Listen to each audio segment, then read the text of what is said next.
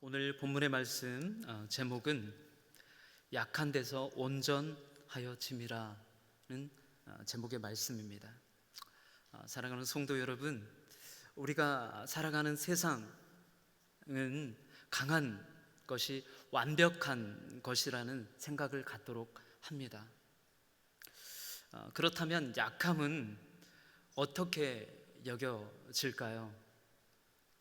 여러분은 약함에 대해서 어떤 생각을 가지고 계십니까? 혹시 이렇게 생각하고 계시지는 않습니까? 약함은 결함이 있는 것이고 실패한 것이다. 오늘 이와 같은 사도 바울의 고백과 더불어 이 세상에 도전하고 있는 약함은 실패한 것이고 약함은 연약한 것이고 패배한 것이다 라고 세상이 말하고 있는 이 부분을 사도 바울은 어떻게 우리에게 또 말하고 있는지, 또 하나님의 말씀 가운데 어떤 진리가 담겨져 있는지 같이 말씀을 나누고자 합니다. 먼저 고린도 후서, 물론 전에 고린도 전서가 있죠. 이 고린도서를 서신서를 쓴 사도 바울의 이 고린도 전후서를 쓴 분명한 목적이 있죠. 사실 고린도 전서는 많은 성도들의 신앙생활 안에서의 여러 문제들을 다루고 있습니다.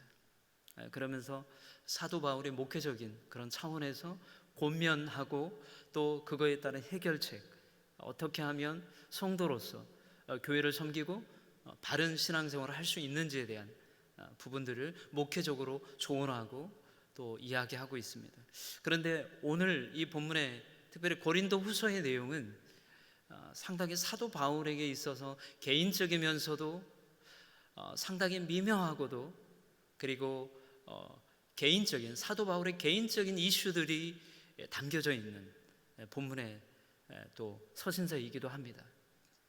특별히 고린도 교회 안에 어느 때부터인가 유대교로부터 개종한 그리스도인들이라고 하는 사람들이 고린도 교회에 유입이 되기 시작합니다. 그 가운데 오늘 사도 바울은 특별히 그 유입된 유대인의 배경을 가지고 있던 그 크리스찬들에게 있어서 고린도 교회 성도들이 현혹되고, 또 그리고 무엇보다도 사도 바울이 먼저 알려주었던 복음에서 비껴나간 바른 복음이 아닌 잘못된 복음을 받아들이는 그 부분에 있어서 사도 바울이 특별히 권면하고 있습니다.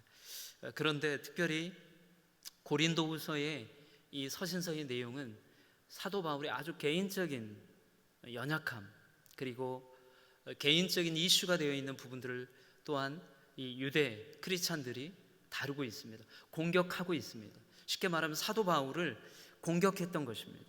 사도 바울의 사도권, 그리고 사도 바울이 여러 곳을 다니며 전도하고 있는 모든 것들에 대해서 하나하나 시비를 걸고, 그리고 그것들에 대해서 어떻게 당신이 베들레헴 그리고 유대 땅에 있는 먼저 된 사도들의 어떤 교훈들을 따르지 않고 당신 마음대로 복음을 전하고 있다라고 하는 음해와 모함들을 가지고 사도 바울의 사도권까지 흔들고 있는 그런 상황들이었습니다. 그 와중에 사도 바울에게 있어서는 하나님께 간절히 기도하고 또 구했던, 하나님 앞에 간절히 금식하며 3번 기도했던, 본인 이야기로는 가시라고 표현하는 그런 아픔이 있었습니다.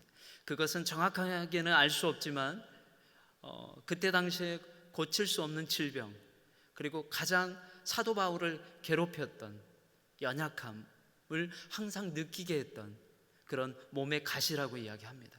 여러분, 사랑하는 성도 여러분, 우리 가운데서도 고통과 환난 가운데, 그리고 육신의 질병으로 지금도 아파하고 있고 힘들어하고 있는 우리의 성도들이 있을 것입니다. 사도 바울에 있어서도 그가 고린도 교회 성도들, 그리고 또 유대인들, 유대교 크리스찬들에게 공격받고 있는 그 이슈와 별개로 개인적인 이슈들에 있어서 공격을 받았기 때문에 개인적으로 너무나 아파하고 힘들어했던 시기이기도 합니다. 무엇보다도 사도 바울, 그는 복음의 헌신적이었습니다.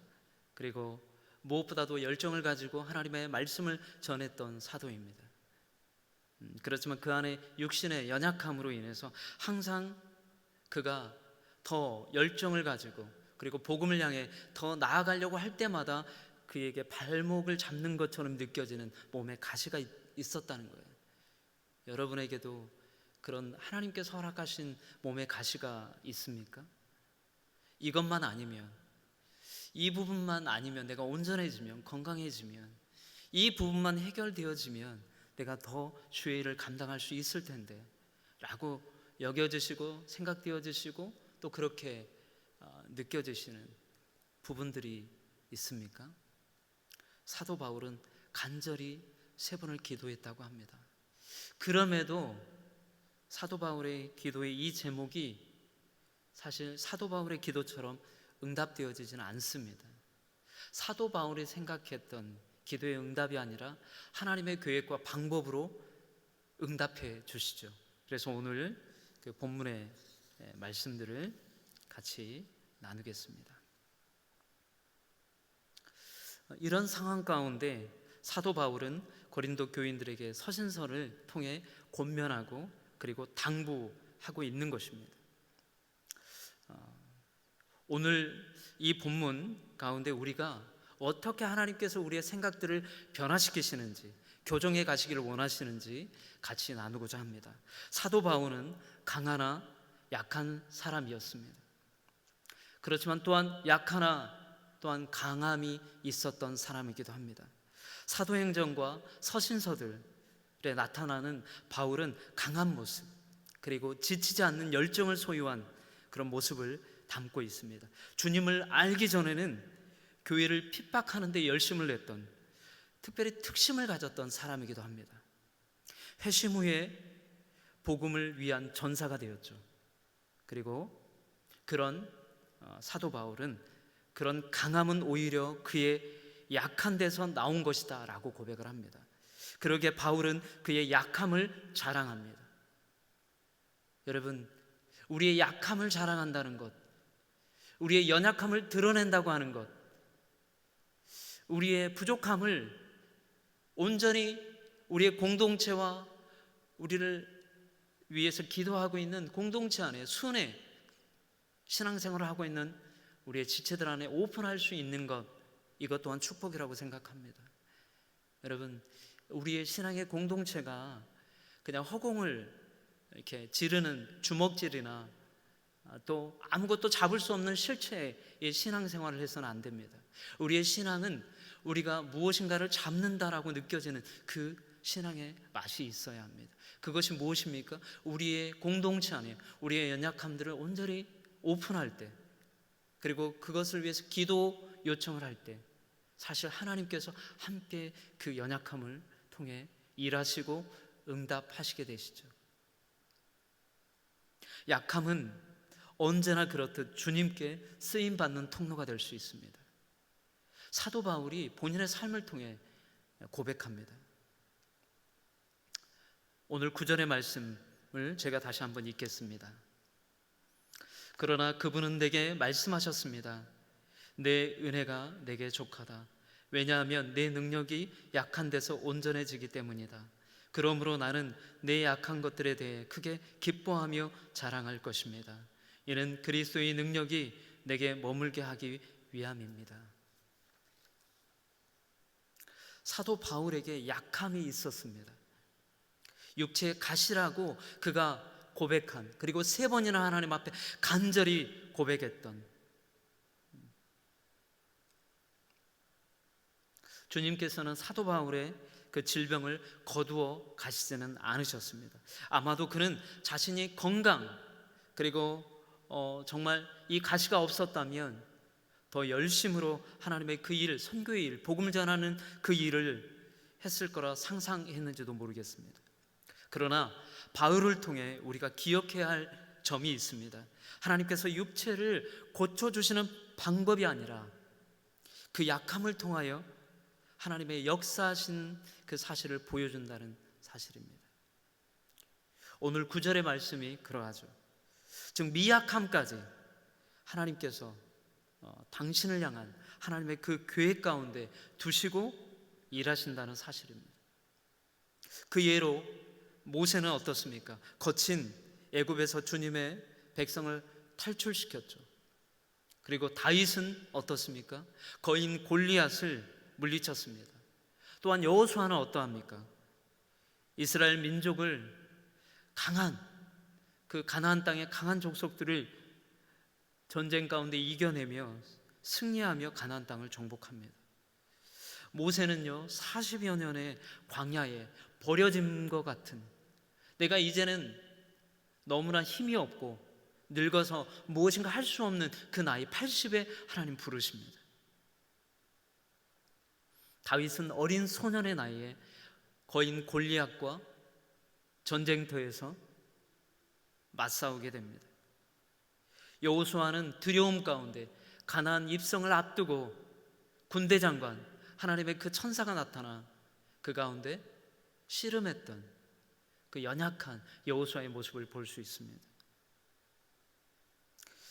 하나님이 세우시고 하나님이 함께 하셨던 많은 믿음의 선진들 또한 동일하게 연약한 가운데 부르심을 받았습니다. J.I. 패커는 이렇게 이야기합니다. 하나님은 역사 속에서 그 자녀의 약함을 통하여 그분의 영광을 드러내신다. 여러분 그렇습니까? 여러분의 약함, 아니 저의 약함, 또 우리 모두의 약함을 통해 하나님 무엇을 이 시대 가운데, 이 코로나 상황 가운데 드러내기를 원하실까요? 코로나의 위협으로부터 우리의 건강의 연약함들이 어떻게 하나님의 그 일에, 하나님의 그 영역에, 하나님의 그 영광을 드러내는 곳에 사용되어질 수 있을까요? 하나님은 역사 속에서 그 자녀의 약함을 통하여 그분의 영광을 드러내셨다. 아멘, 아멘입니다. 하나님은 우리의 연약함을 들어 사용하기를 원하시죠. 여러분, 우리의 연약함을 자랑하는 것, 우리의 연약함을 감추지 아니하고 공동체 안에, 믿음의 공동체에, 그리고 우리의 손식구들에게 나눌 때, 오픈할 때 여러분 하나님께서 응답하시는 일들이 분명히 있을 줄로 믿습니다. 하나님, 내가 이것만 잘하면 좋은데 이것이 조금 더 발전하고 강해지고 더 완전해지면 더 잘할 수 있을 텐데, 하나님 그 부분에 하나님의 마음이 있는 것이 아니라 하나님의 연약함, 하나님 제가 연약합니다, 제가 부족합니다, 하나님 그럼에도 하나님 앞에 나와 있습니다, 하나님 제가 하나님 앞에 말씀 묵상, 주중에 하나님 말씀의 묵상을 한 번도 하지 않는 가운데 그럼에도 하나님 제가 이 자리에 하나님의 말씀 앞에 나와 있습니다. 제가 너무 바빠서, 제가 일하는 것에 너무 신경 써서 우리의 자녀들의 일 가운데 하나님의 일을 우선시하지 않았습니다 라고 고백할 수 있습니다. 그럼에도 하나님은 우리를 이 자리에 오게 하셨고, 우리를 그와 같이 우리의 연약함을 하나님 앞에 올려드릴 때 하나님은 우리를 기뻐 받아주신다는 사실입니다. 하나님은 우리를 모세처럼, 다윗처럼, 여호수아처럼 내가 나이 80에 무엇을 할 수 있을까라고 생각되어지는 그 육신의 연약함 속에서도 어린 다윗의 그 심령 속에서도 하나님 일하신다는 사실입니다. 우리는 보통 하나님이 강하고 준비된 자녀를 원하시고 사용하실 거라는 생각을 하게 됩니다.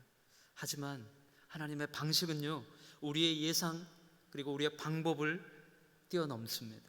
그분의 완전한 계획 안에서 하나님은 언제나 깨어진 자녀를 통하여 원대한 역사를 이루어가기를 원하세요. 부족한, 연약한, 그래서 하나님 본인을 찾는 한 영혼, 하나님 당신만이 나의 영원한 구주가 되시고 나의 모든 힘의 근원이 되신다라고 고백하는 그 인생의 입술을 통해 하나님이 일하신다는 거예요. 다시 말해 우리의 약함은 하나님께서 이미 나의 선과 그분의 영광을 위하여 세우신 그 구상의 한 부분이라는 거예요.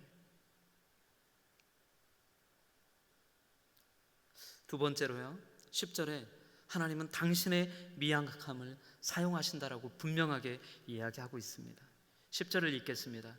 그러므로 나는 그리스도를 위해 약한 것들과 모욕과 궁핍과 핍박과 공경 가운데 있으면서도 기뻐합니다. 왜냐하면 내가 약할 그때에 곧 강하기 때문입니다. 아멘. 여러분, 어떻게 기뻐할 수 있습니까? 우리가 약한데 기뻐할 수 있다라고 이야기하는 사도 바울의 이 역설의 교훈을 하나님이 왜 이야기하실까요? 이 시대에 정말 필요한 믿음, 신앙, 우리의 마음 자세가 이러해야 한다는 겁니다. 진정으로 우리가 약하다고 말할 때 그것이 하나님과 함께함으로 인해서 하나님이 우리를 더 완전하고 우리를 약한 것에서 강함으로 또 우리를 하나님의 정말 필요한 그 영역에 우리의 믿음과 우리의 은사들을 사용하신다는 거죠. 십자가는 약함의 상징입니다. 동시에 강한 승리의 상징이기도 합니다. 그래서 바울은 내가 약할 그때가 곧 강하다고 이야기한 것입니다. 주님의 십자가형, 로마 시대 가장 악한 죄수에게 고통스럽게, 그것도 모든 고통을 천천히 느끼며 죽어가게 했던 십자가요. 이것이 어떻게 우리에게 축복이 되었습니까? 우리가 어떻게 주님의 십자가로 인해 우리의 삶이 기뻐할 수 있고 감사할 수 있는 지금의 믿음의 신앙생활을 하고 있는 것일까요? 우리에게 주님의 그 십자가가 약하고 그릇된 것이고 정말 십자가가 죄악된 혐오할 수밖에 없는 징표라면 어떻게 우리가 주님의 십자가 앞에 나와 기도한다라고 고백할 수 있겠습니까? 사도 바울은 하나님의 능력이 인간의 연약함 가운데서 완전해지기 때문이라고 이야기합니다. 자신의 연약함, 그것을 깨달을 때, 그리고 그 깨달음을 통해 하나님 앞에 구할 때 하나님이 일하신다는 사실이죠. 사도 바울의 고난 속에서 기쁨은 어쩔 수 없이 감내해서 얻어지는 기쁨이 아닙니다. 여러분, 10절의 이 기쁨은 하나님께서 샘솟게 하는 기쁨이에요. 하나님이 친히 주시는 기쁨입니다. 여러분, 우리에게 이 코로나 이 상황 속에 진정한 기쁨이 있습니까? 하나님의 말씀을 듣고 하나님의 찬양 앞에 또 순례배와 우리의 공동체 모임들을 통해 우리가 진정으로 하나님 기뻐합니다, 하나님 감사합니다, 이렇게 모일 수 있는 날들을 주시고 또 대면의 예배를 드릴 수 있도록 허락해 주신 하나님께 여러분 진정한 감사, 그 예배, 고백 있어야 될 것입니다. 우리가 진정으로 잃어버린 것이 무엇입니까? 이 코로나 상황 가운데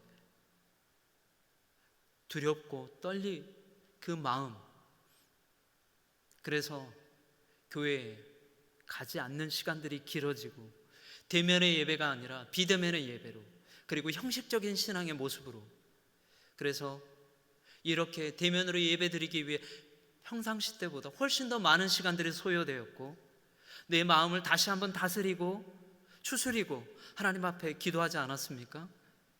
전에는 쉽게 나왔던 일상의 예배 자리가 왜 이렇게 부담되고 한 번 더 생각하게 되고 쭈삣거리게 되는 것일까요? 진정으로 우리가 하나님 앞에 기쁨, 우리가 연약한 가운데 하나님 앞에 강하다라고 고백할 수 있는 그 기쁨이 우리의 모든 삶의 자리에 넘치기를 소망합니다.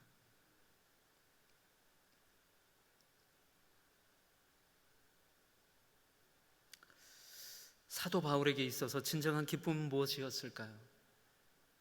그에게 가시가 있었고 간절히 기도했지만 낫지 않았던 그 육신의 질병이 있었음에도 하나님께서 하나님의 그 일을 감당하게 하셨던, 그리고 이 고린도 교인들을 향하여, 성도들을 향하여 내가 기뻐한다라고 가감하게, 가감없이 이야기하잖아요. 사도 바울의 입장에서는 기뻐할 수 있는 상황이 아니었어요.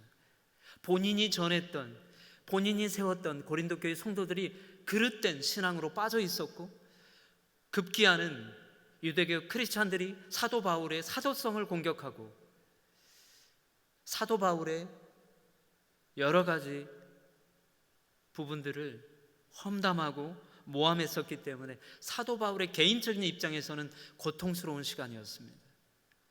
사도권이 흔들릴 수 있는 시간이었어요. 그럼에도 사도 바울은 기뻐한다라고 이야기합니다. 왜요?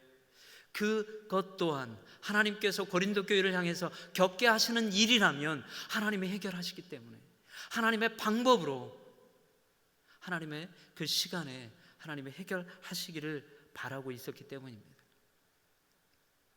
여러분, 오늘날 교회는 어떻습니까? 갈수록 세상을 닮아가고 있다고 생각하지 않습니까? 우리의 신앙의 모습도 그렇고, 교회를 사로잡고 있는 잘못된 신화 두 가지를 이야기해 보고자 합니다.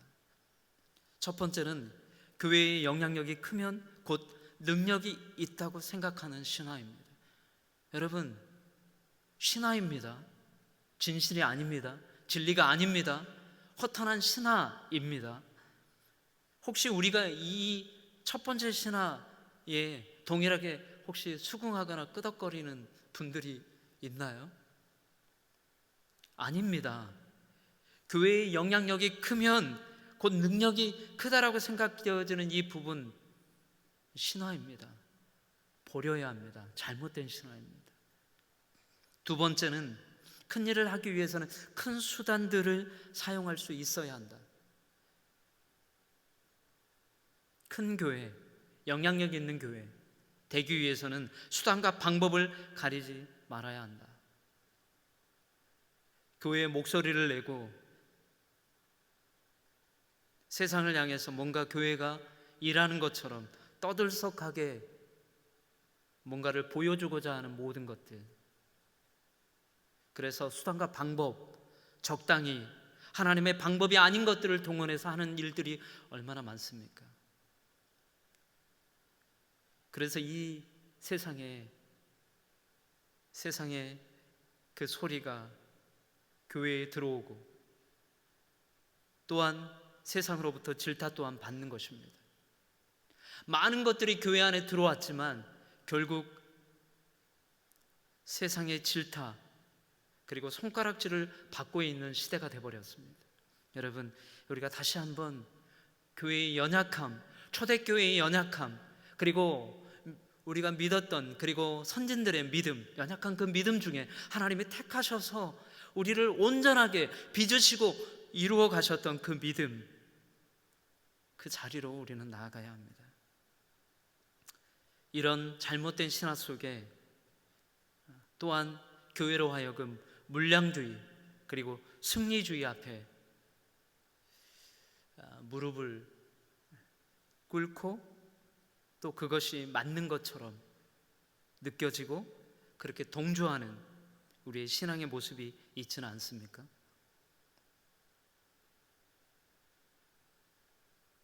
그러면서 교회 안에서도 약함은 세상에서 이야기하는 그 약함, 그리고 연약한 자들을 돌봐야 하는 교회 안에서도 우리는 그 약한 자들을 회피하고, 그리고 그 연약함 가운데 돌봄이 필요한 공동체의 손길을 외면할 때가 많습니다. 세상에 관심이 있기 때문에 세상에 무엇을 해야 되는지에 대한 관심, 그렇지만 정작 교회 안에 가장 연약하고 버려져 있고 돌봄이 필요한 그 연약함들을 갖고 있는 성도들에게 관심은 더 멀어지고 있는 이 코로나의 19의 시대가 아닌가 싶습니다. 여러분, 약함은 그리스도의 능력을 자신 속에 머물게 하는 통로라 볼 수 있습니다.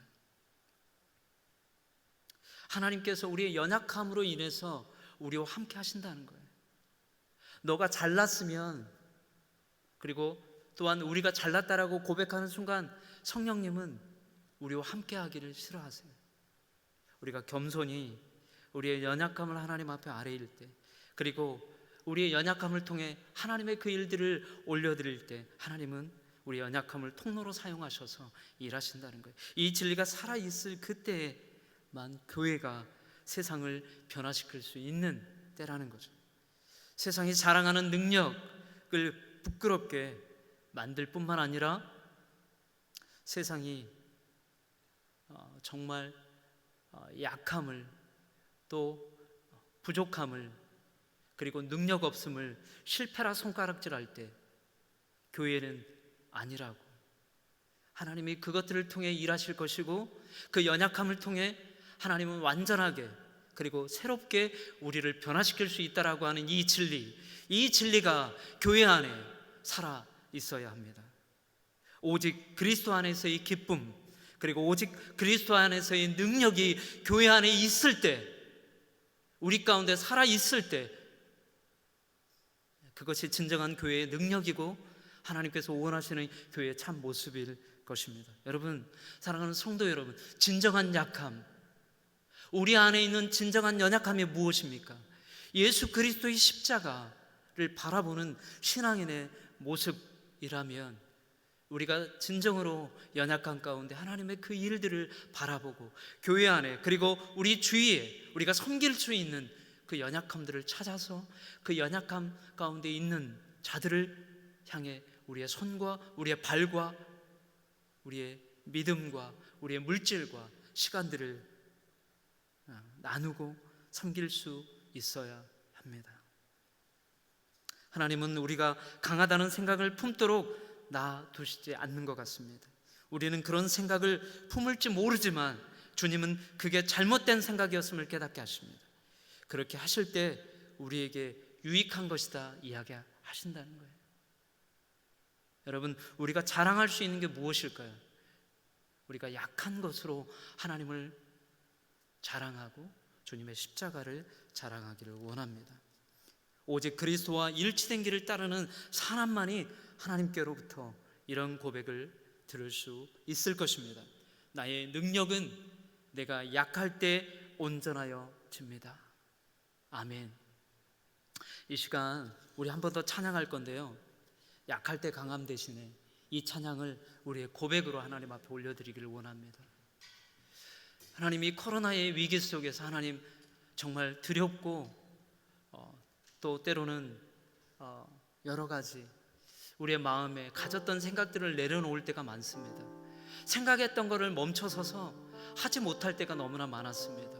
하나님, 그것이 두려움이 아니라 이제 주님의 그 연약함을 통해 우리가 겸손히 주님 앞에 나아갈 때 하나님, 우리 주위에 이 연약함을 통해 우리의 손을, 우리의 발을, 우리의 믿음을, 우리의 시간을, 우리의 재정을 필요로 하는 그 영역들에 흘려보내고 믿음 안에 견고히 공동체 안에 살아가는 우리의 모든 지체들이 될 수 있도록 우리 한번 찬양하며 나아가겠습니다. 우리의 고백을 담아 찬양하겠습니다.